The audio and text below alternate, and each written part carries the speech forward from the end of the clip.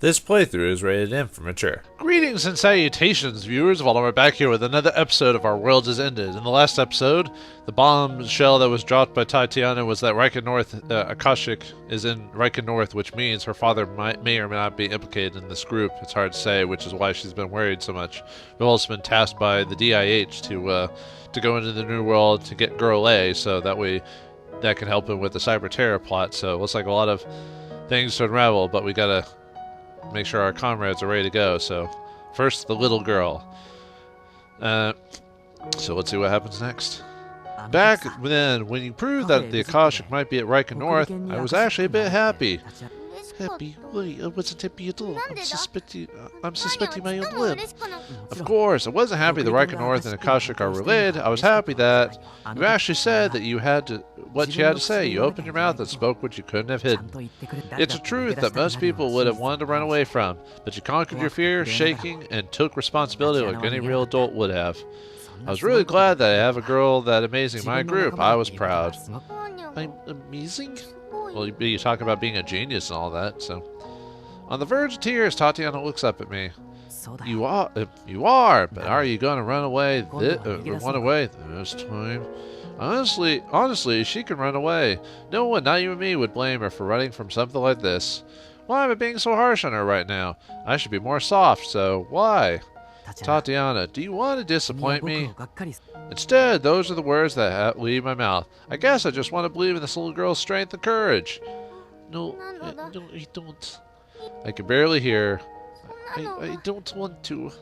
I never ever want to disappoint you. I don't want to run away either. I want to believe Pippa and the others at the lab. I want to prove that it's all a lie. But I just don't know what to do. What should we do when we're in the New World? What should I be fighting? Yourself. Fight the cowardly side of you that's afraid of learning the truth. Be the you that believes in me, that believes in you. I'm not sure I believe everything Taguchi-san and Miyabi-san are saying, but even so, I don't feel like Riken North are uninvolved in all of this. Tatiana surely knows that too, and that's why she's so scared of finding out the truth. It's only obvious. I bend a knee, look directly into her worried eyes, and start to persuade her. You also believe that they're not some bad guys, right? Of course. Then shouldn't you go into the New World to prove their innocence? If you believe them, well, that's all the more reason not to turn away. That's what I think, anyway. But I'm still scared. Her voice is meek, and there's tears in her eyes. I'm on your side. I'm always on your side. You have Judgement 7 with you, and you can't run away. Let's see. I assume if I'm always on your side, we'll give you a bonus. Probably all of Judgement 7 is neutral, I would assume. And you can't run away. Might be a bonus too. I don't know. I feel like there's a different type of... yeah, let's try to be tough on her like we were before. You can't run away. Tatiana, you can't run away. Nothing will change if you run or turn away from this. I look directly in her eyes. She looks back at me with teary eyes. All that you can do right now is find out the truth. We all help thinking about what to do after that. Judgement 7 is always on your side, no matter what. Tatiana nods resolutely. Alright, I'll go too. I'm the one who needs to find out what Papa and the others are actually doing. I can't just sit around and sob. Tatiana grabs the edge of my shirt. What's that sound? Tatiana, I can take you wiping away your tears, but don't blow your nose on me. You're my attendant, so I can do that. Hey now, an attendant isn't a tissue. She was on the verge of tears just a moment ago, but now she's just grinning. I'm glad she cheered up. Oh, that was weird. It just like delayed for a second, and then it's probably to kick in the music or whatever. Reggie, let's make a promise. A promise? You need me to sleep to go. That's why you need to take responsibility if something happens. Responsibility? You're exaggerating. Here, pinky promise. Pinky promise? Ugh, alright, fine. I'm still confused, but Tatiana forcibly wraps her small pinky around mine and starts moving it up and down. Gross. Pinky promise, if you let you go to swallow those needles. Once done, Tatiana nods in satisfaction. No, you don't have to worry. No matter what happens, you'll always take responsibility. Always? My whole life? Oh, hold on! Yeah, you're an 18-year-old. You still got a whole lot of life left for you. You're sure lucky. Not every guy gets to take responsibility for such a pretty girl. Don't ruin the mood game.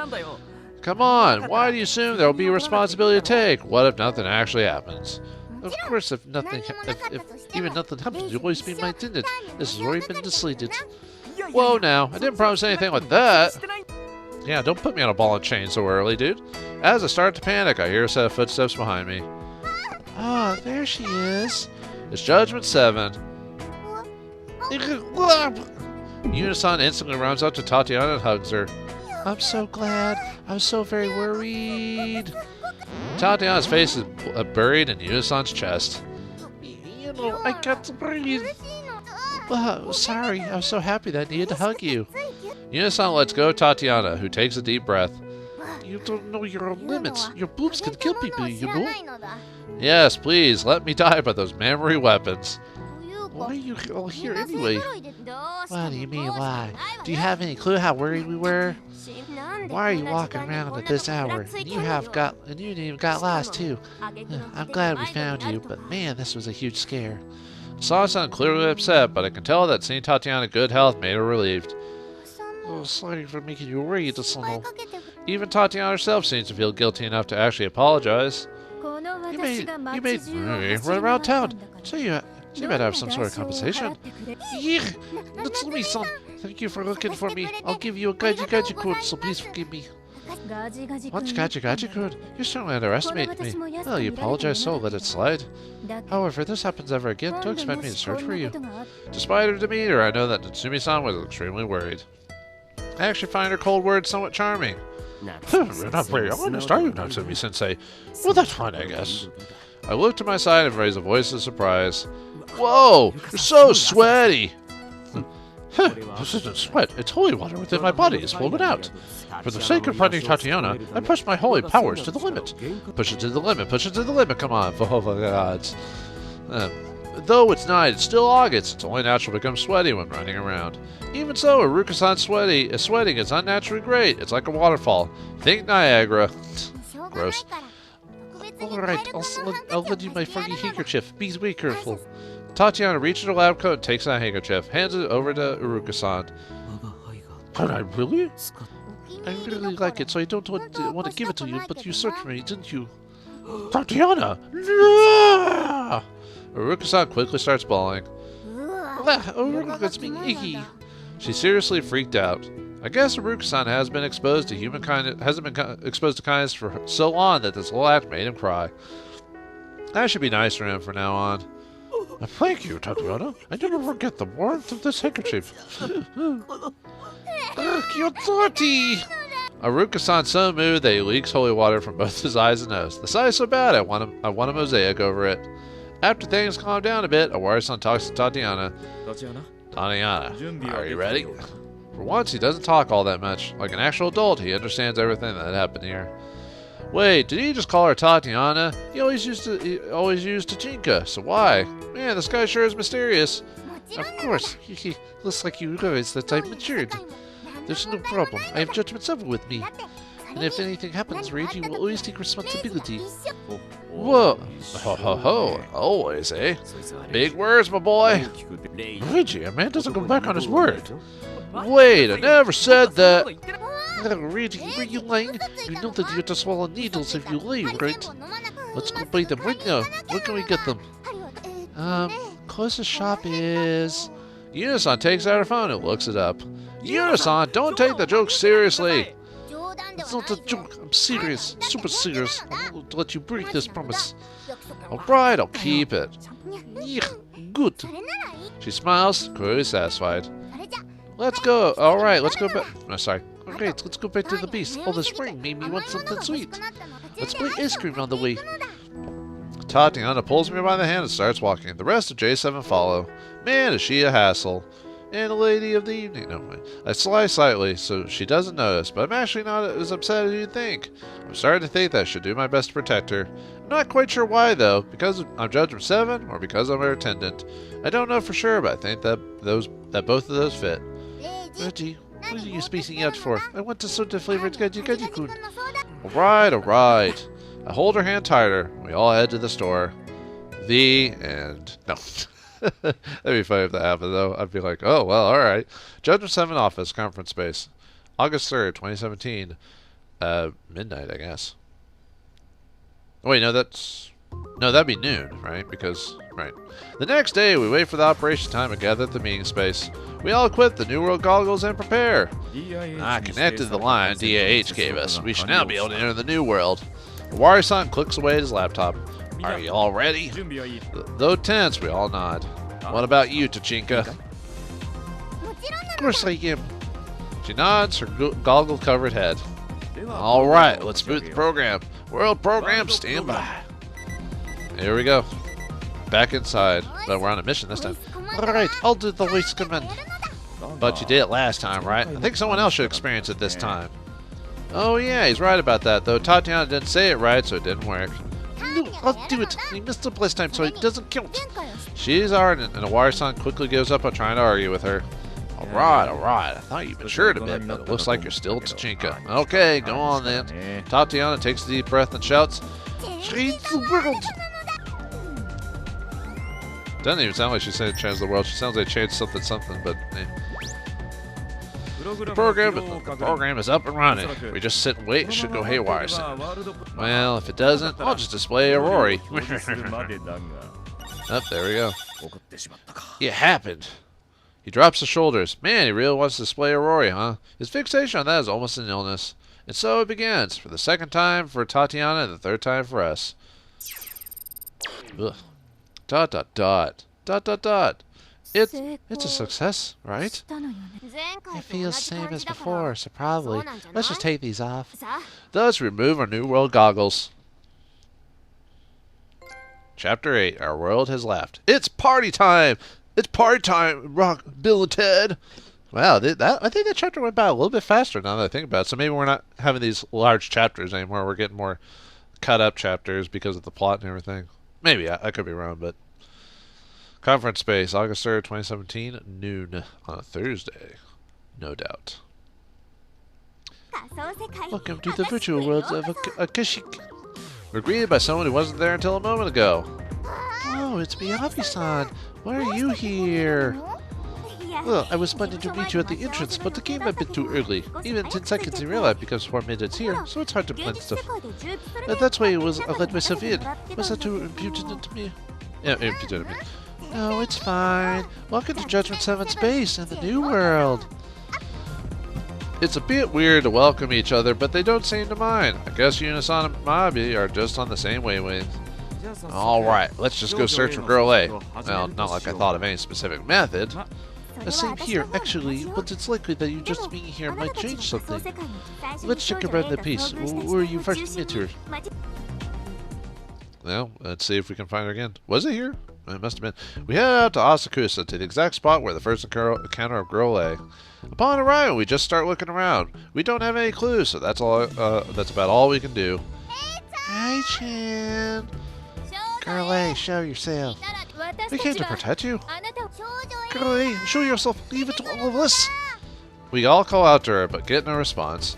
Alright, guess I'll do the ancient rite of Girl A summoning. Asakusa, how can it be ancient? Girl A isn't that old, right? You're just saying whatever comes to mind, right? Asakusa ignores me and starts to write. What does he do? The song of the... Sounds like a bird call.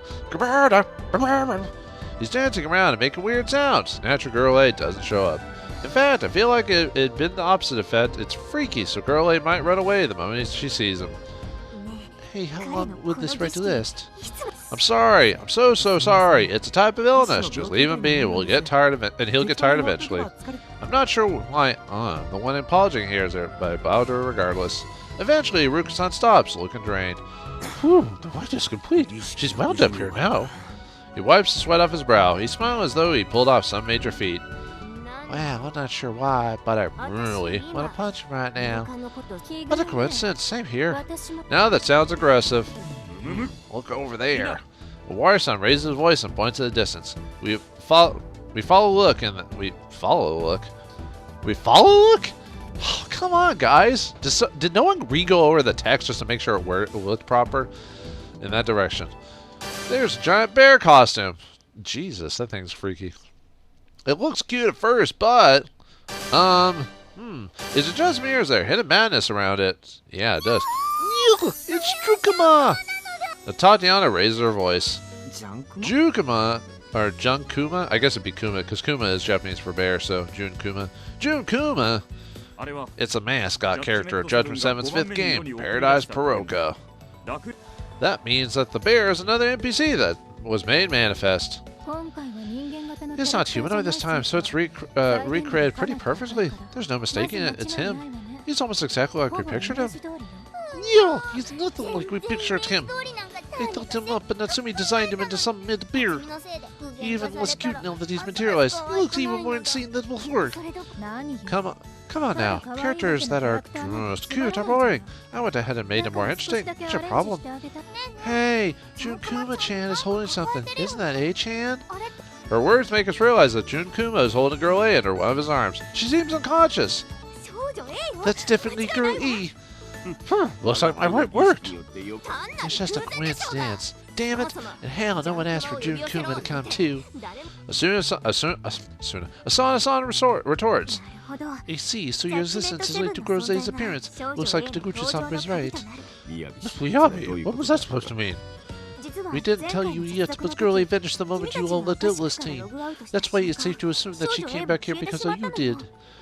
It's probably because, well, I have a pretty good idea why, but yeah, we'll get to it when we get to it. She's talking about the time we fought the Obscenity Man in Asakusa Underground. A part of me thought that we returned and left her behind, but that doesn't seem to be the case.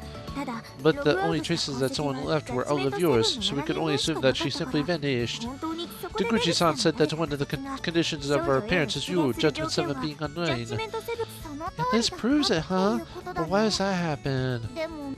We still don't know. Miyabi-san shakes her head. Anyway, that aside, this is bad. Natsumi-san frowns. Junkuma has a taste for cute girls. At this rate, Girl A will get eaten by that whole by that vile thing. Oh, another creepy NPC character. Great. That wasn't my idea. Tatiana strongly asserts. Junkuma is everyone's friend. He's supposed to be cute, gentle, and a bit silly. I'm telling you, I can't draw characters that are cute. Natsumi-san seems to take that personally. Also, I didn't include some of what you wanted him to be. Junkuma likes girls and eats fruits, all right. Why just put those together? He doesn't like them. He doesn't like them. Wait, why did you put them together? With Tatiana on this one, I'm with Tatiana on this one. The way Natsumi-san handled it's way too chaotic. I know that's how she looks at the whole world, but still. Natsumi, you even know what you've done. If you like girls, then we're in trouble too. Well, you're not in trouble, Asano, but Natsumi-san gives Asano a cold glare. Asano, Junkuma likes girls. That means that you'll be fine.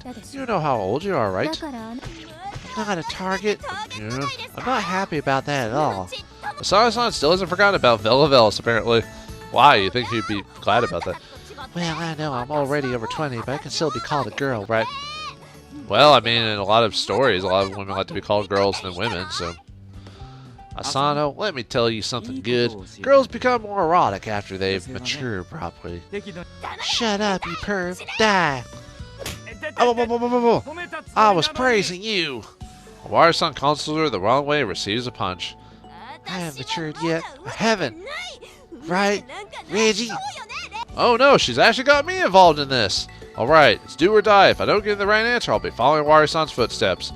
Tense to my core, I carefully open my mouth. Yeah, you haven't matured yet. If anything, I'd say you've withered. Well, I went too far. I'm not, damn it. Ow! And so I end up the same as Awari-san. She punches my shoulder, and it hurts like hell. As we all fight over nothing, Miyabi-san looks at us in shock. Hey, no, it doesn't have the time to fight. There's no time, so let's get Girl A back from that bear. Oh, wait. Miyabi-san ignores Natsumi-san and runs towards Junkuma. The next moment, the bear's eyes launch laser beams right at Miyabi-san's feet. Laser beams? Wow, Junkuma's amazing. He's amazing. Unisan's or airhead that she is seems excited. Miyabi-san suddenly collapses. It looks like she slipped on something. and instantly find out what it was. There's a banana peel in place where Junkuma was just fired the beam. Apparently, Junkuma's lasers create a banana peel. That's weird. Seriously? A banana peel? I look at Tatiana in shock. No, that's supposed to be poop, not a banana peel. It's a playful attack that makes people slip and get covered in poop. Assuming he didn't follow my instructions, it's Sorry, but that doesn't seem like the least bit playful to me. Sounds gross, actually. Man, the things children think up. Don't joke like that. I never draw a character that crude. You should be thanking me for even leaving the whole thing about slipping and falling. Natsumin, good job. Seriously, thanks. I never want to be covered in poop. Miyabi backs away from Junkuma and gives a thumbs up to Natsumi-san. I shouldn't have rushed it. Can you tell me more about this bear? What kind of attack does it have? Well, it's been a while since I designed it, so I don't recall everything, but... Natsumi-san searches her memory for a moment. There's a machine gun in his mouth. He can do rocket punches with his arms, and there's an ultra-powerful railgun in his torso. Both legs have rocket engines on them, and he can fly at Mach 4. And that frail-looking body's actually made of special super alloy that can deflect any attack. It's the ultimate murder machine that's not even a tank. That not even a tank can take down. Jesus Christ! That's not what I wanted! Tatiana throws a tantrum. If it really manifests the way Natsumi-san intended, that we're dealing with something really bad, an ultimate murder machine. I can't even begin to imagine how Girl will get back from that. Oh boy, neither can we. Natsumi-sensei, what's about its back? Yeah, we still have that. That Aruka-san for you. He knows how to think when it comes to characters and settings. Oh yeah, he has a zipper for people to board him. Board? There's someone inside? Who? I don't know that far. I just kept the idea that it's a costume. That's all it's for. So it's made of some special super alloy, but has a zipper on the back? That's weird, but we can take advantage of that. Then we get to go behind it and open the zipper. We take out the person inside and neutralize Junkuma. That sounds perfect, but Natsumi-san shakes her head. I knew that was its weak point, so I made it so it's a few sensors on the back. If anyone tries to open the zipper, it releases poison gas from its butt. A dangerous gas attack indeed, huh? Take one breath of it and you instantly die. This is the end for you. Why did you make it such a murder machine? Wasn't it supposed to be a mascot character? Just what kind of game do you have to have that as the mascot? I bet Paradise Baroka didn't sell. Hey, I got a bit too into it. I'm not the one who thought of the person, I guess. It was one of Tatiana's requests. Well, what more of the requests did she make? Will Junkuma be the end of us? Will we save Girl A? Find out next time in the next episode of Our World Is Ended. Thanks for watching. Hope you enjoyed, and I'll see you next time.